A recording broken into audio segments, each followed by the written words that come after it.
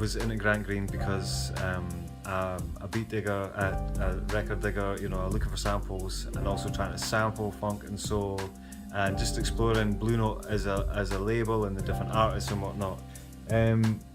Grant Green was just one of those guys who just had this incredible sound, begging to be sampled.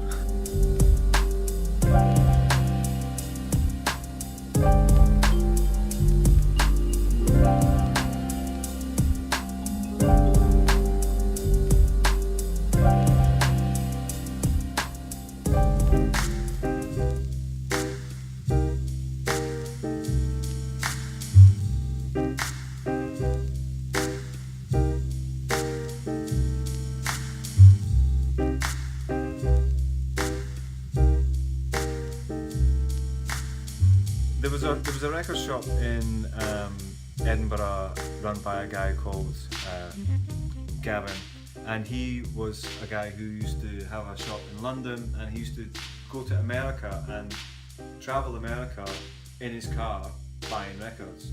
Mm-hmm. And he eventually moved to Edinburgh, so he had lots of records, really expensive records and rare records. He was a dealer in jazz and soul. So there was a lot of expensive records, and he used to have a lot of original Blue Notes. But one of the records that I got from him was Idle Moments, and Idle Moments was just such a special record. It was nothing to do with my love for sampling and whatnot. Sometimes you buy records because it's got a cool sample on it, but the record's okay. But Idle Moments was just like one of those albums where I bought it just because it was just so beautiful.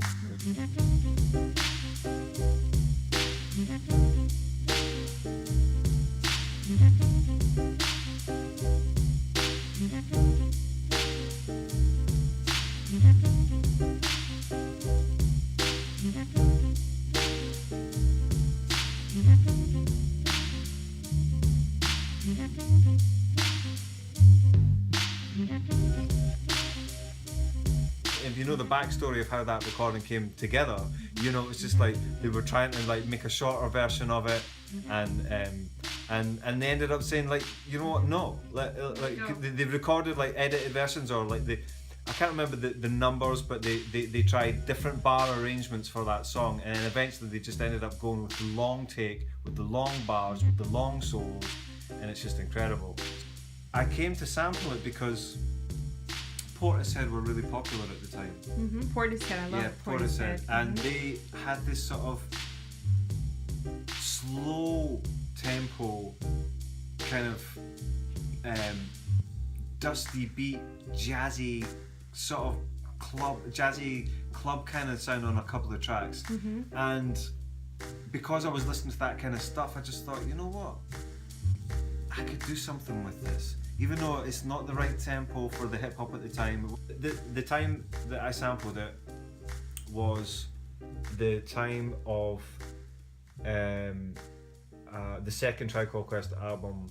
It was the Low End Theory time that I sampled Idle Moments. So it wasn't that. I used to have the Ronnie Foster album, which has got the the sample that they used for Midnight Marauders. For the electric relaxation track. I had that album from that same shop. So they're the sort of typical samples that you might use, but Idle Moments wasn't. It was too slow. Right. But I was like, what does it matter if it's too slow?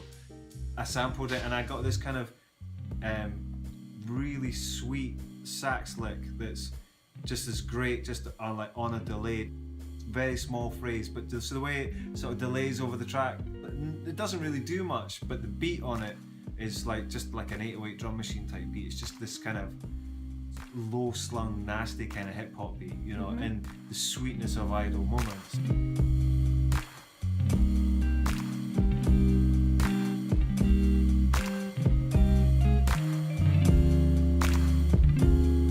You know, when you do music, sometimes you're like, yeah, that's alright, and yeah, that's alright, and that'll fit that, and that'll go for that guy, and that.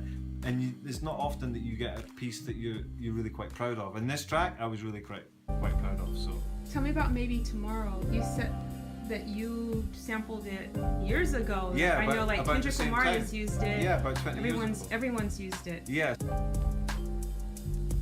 There was a guy, a DJ, a local DJ guy called Simon, who used to run a jazz night called Big Beat, and it was jazz dance, sort of off the back of the sort of, maybe not off the back of, but maybe he was doing it, but the sort of acid jazz scene, who would play, 60s jazz, sort of with more of that sort of beat to it, like the 60s beat. I don't know how to actually call it.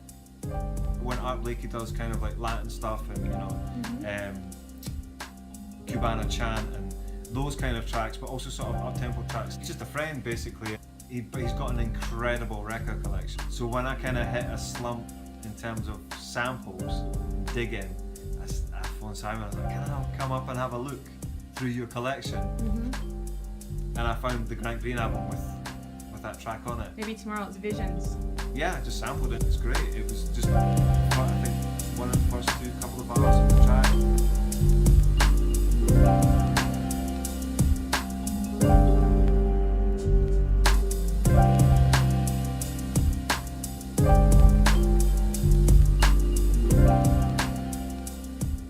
It's not often you get a loop that will loop seamlessly.